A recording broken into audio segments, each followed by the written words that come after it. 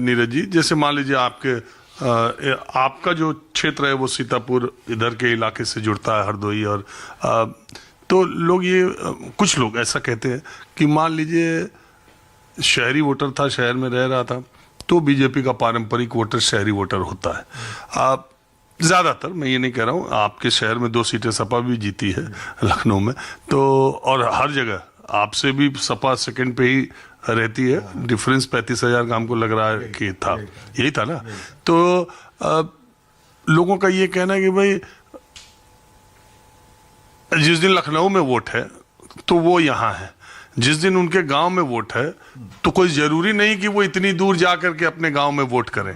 तो बीजेपी का वोट यहाँ जो है वो पोल नहीं हुआ, और वहां जो शिफ्ट हुआ वो उसको नहीं मिला।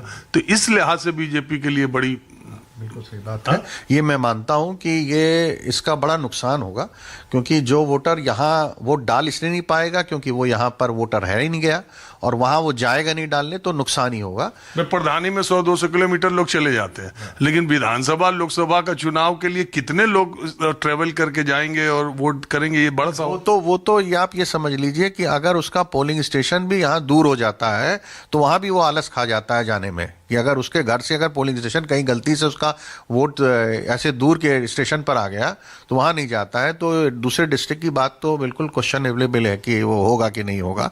लेकिन मेरा ये मानना है कि बीजेपी का तो वोट बैंक 2014 से अगर यूँ देखें तो वोट बैंक उसका ग्रामीण और अर्बन एरिया दोनों जगह बराबर से है, बराबर से बड़ा है, और हम लोग इसको ठीक कर ले जाएंगे।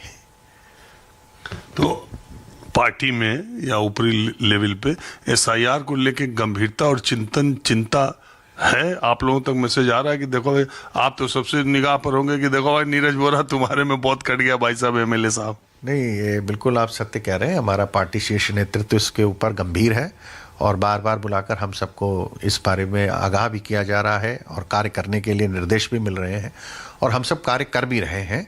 लेकिन यह सिर्फ लखनऊ नॉर्थ तक नहीं वो एप्लीकेबल है, ये सभी सीट्स पे अवेलेबल मतलब एप्लीकेबल है, और सभी अर्बन से डिस्ट्रिक्ट्स में है।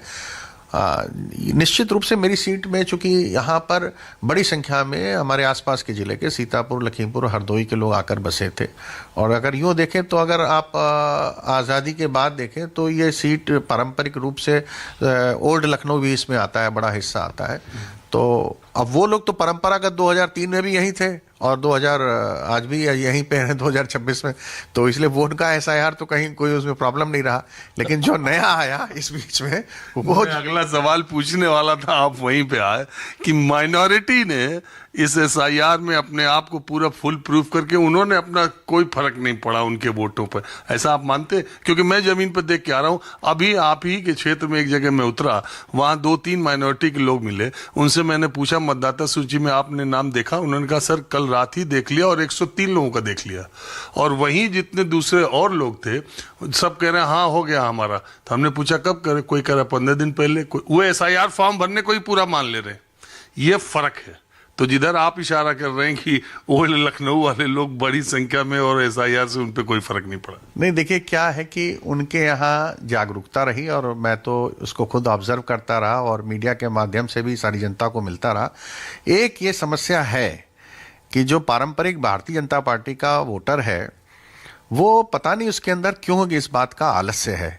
हमारे लोग जाते हैं उनके यहाँ, फॉर्म देकर आए, उनसे बार बार पूछते हैं हम कब आ जाएं कलेक्ट करने के लिए, दोबारा कब आएँ, तिबारा कब आएँ। वो कहते हैं कल आ जाओ, बाद में आ जाओ, बाद में आ जाओ, और उनको देने में भी आलस्य रहा। और वहीं एक वो वोट है जो हम लोग को नहीं मिलता है कुछ हद तक, और वो वोटर क्या कहते हैं, खुद खड़ा होकर जग कर और सारे अपनी औपचारिकताओं को पूरा करने में जुटा रहा।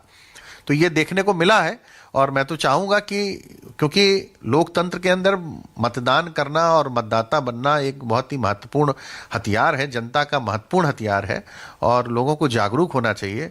और अफसोस की बात यह है कि लोग जब समय बीत जाता है तो लास्ट डे जिस दिन निपट गया उस दिन बहुत सारे लोगों ने मुझे फ़ोन किया कि हम फॉर्म लेके घूम रहे, कहाँ जमा कर दें। तो उनको 2 महीने हो गए, उनको नहीं समझ में आया। तो ऐसे लोग, खैर अभी तो समय है, अभी तो मौका बहुत है, अभी सब कुछ अपने हाथ से निकला नहीं है। अब उनके हम सब फॉर्म 6 भरवा रहे हैं, और उसमें जो एसआईआर के जो इन्फॉर्मेशन है वो पूरी सम्मिलित करेंगे, और मुझे लगता है कि हम लोग ठीक कर लेंगे। चलिए नीरज जी, 2017 में जब आप चुनाव लड़ रहे थे तब मैंने आपसे बात की थी, और 2027 में जब आप चुनाव लड़ेंगे उसके 1 साल बाद, यानी 9 वर्षों के बाद मेरी आपसे मुलाकात हुई। आपने समय दिया बीमार रहने के बावजूद, इसका बहुत शुक्रिया। माहौल क्या है, मैं बस आज इतना ही, अगले एपिसोड में किसी दूसरी